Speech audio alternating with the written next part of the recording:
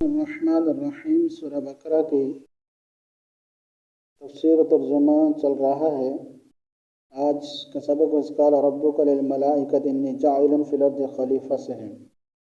اعوذ باللہ من الشیطان الرجیم، بسم اللہ الرحمن الرحیم۔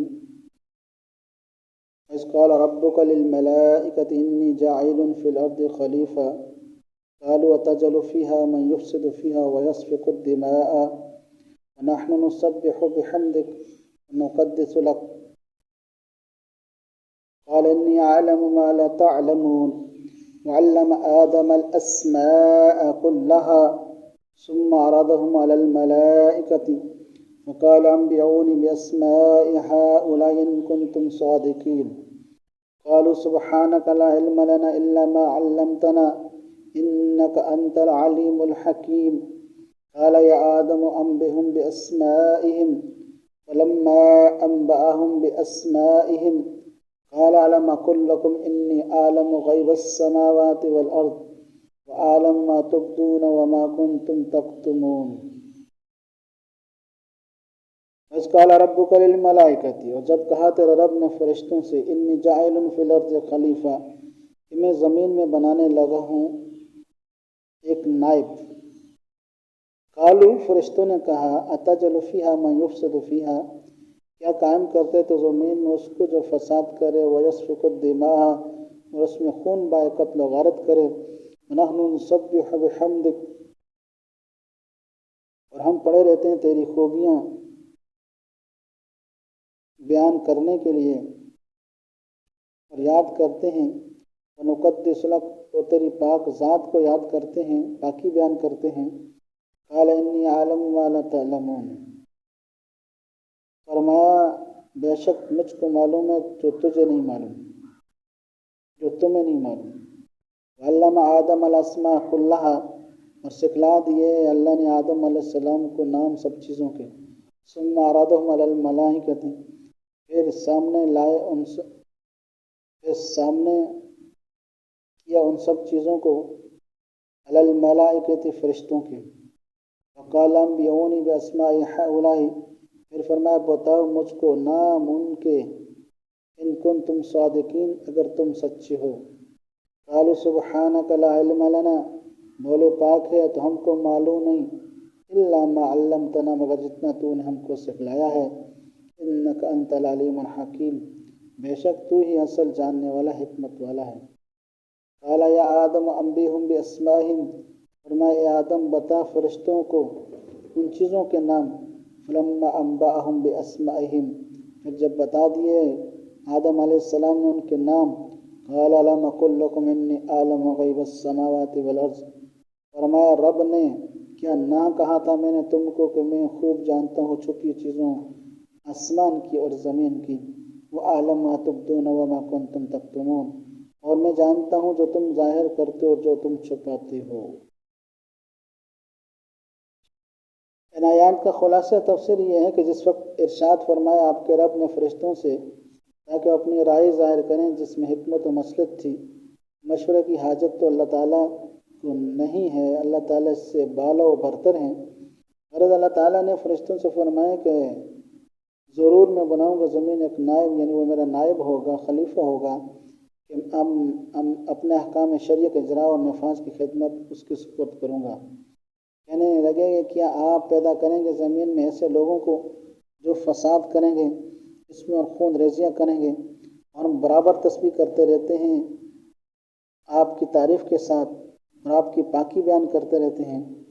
فرشتوں نے یہ گزارش نہ بطور اعتراض نہ اپنا استحقاق جتلانے کی بلکہ فرشتوں کو کسی طرح یہ معلوم ہو گیا تھا جو نئی مخلوق زمین میں بنائی جائے گی ان میں نیک و بد ہر طرح کے لوگ ہوں گے۔ بعض لوگ نیابت کے کام کو اور زیادہ خراب کریں گے، اس لیے نیازمندہ طور پر عرض کیا کہ ہم سب کے سوار خدمت کے لیے حاضر ہیں، اگر گروہ ملائکہ میں کوئی گناہ کرنے والا بھی نہیں، اس لیے کوئی نیا عملہ بڑھانے اور نئی مخلوق پیدا کرنے کی ضرورت ہی کیا ہے، خصوصاً جب کہ اس نئی مخلوق میں یہ بھی احتمال ہے کہ وہ آپ کی مرضی کے خلاف کام کریں گے جس سے آپ ناخوش ہوں۔ ہم ہر خدمت کے لیے حاضر ہیں اور ہماری خدمت آپ کی مرضی کے مطابق ہی ہوگی۔ اللہ تعالیٰ نے ارشاد فرمایا کہ میں جانتا ہوں اس بات کو جس کو تم نہیں جانتے، یعنی جو چیز تمہاری نظر میں تخلیق بنی آدم سے مانے ہے، ان میں بعض فساد بھی پھیلائیں گے، وہی چیز در حقیقت ان کی تخلیق کا اصلی سبب ہے، کیونکہ اجرائے احکام و انتظام تو جبھی وقوع میں آ سکتا ہے جب کوئی اعتدال سے تجاوز کرنے والا بھی ہو۔ یہ مقصود تم فرما برداروں کے جمع ہونے سے پورا نہیں ہو سکتا، اور اعتدال سے تجاوز کر جانے والی ایک مخلوق جنات پہلے سے موجود تھی، اس سے یہ کام کیوں نہیں لیا گیا؟ اس کی وجہ یہ ہے کہ اس کام کے لیے موضوع وہ مخلوق ہو سکتی ہے جن میں شر و فساد کے عنصر موجود تو ہوں مگر غالب نہ ہوں۔ جنات میں یہ عنصر غالب تھا، اس لیے تخلیق آدم کی تجویز فرمائی۔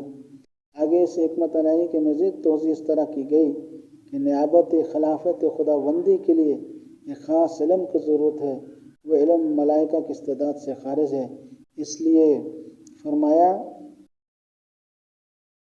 کہ اس کو علم دے دیا اللہ تعالیٰ نے، آدم علیہ السلام کو علم دے دیا اللہ تعالیٰ نے کہ ان کو پیدا کر کے سب چیزوں کے اسماء کا، یعنی سب چیزوں کے نام، ان کے خواص، فائدے، آثار، سب کا علم آدم علیہ السلام کو دے دیا گیا۔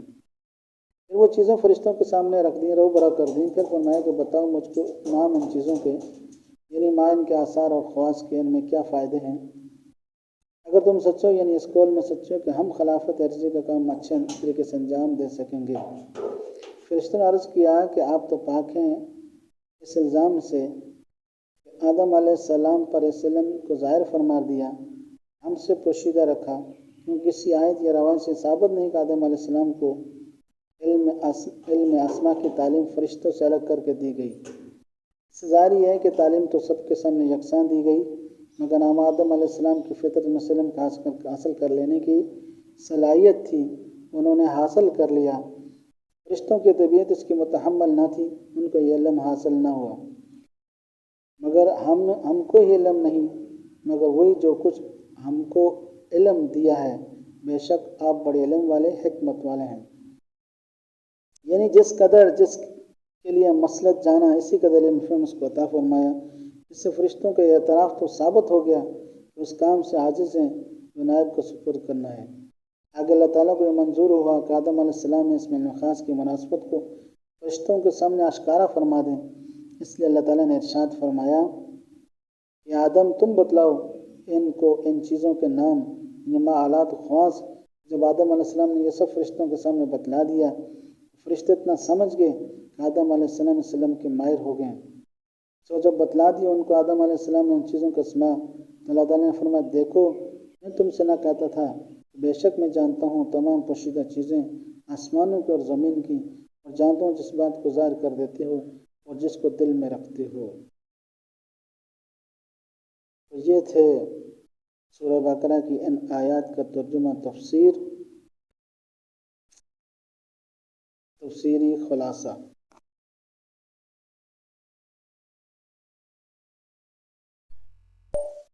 بسم اللہ الرحمن الرحیم۔ سورہ بقرہ کی آیت اسکالہ سے ان آیات کا آنے والے مسائل اور معارف کا بیان ہے۔ ان آیات کا پچھلی آیت سے ربط۔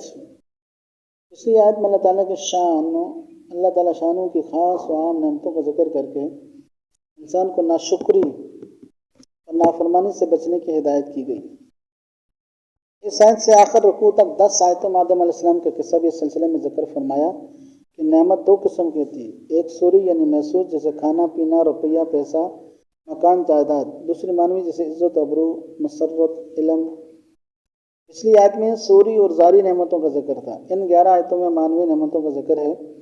ہم نے تمہارے باپ آدم علیہ السلام کو دولت علم دی اور مسعود ملائکہ بنانے کی عزت دی، اور تم کی ان کی اولاد میں ہونے کا فخر عطا کیا۔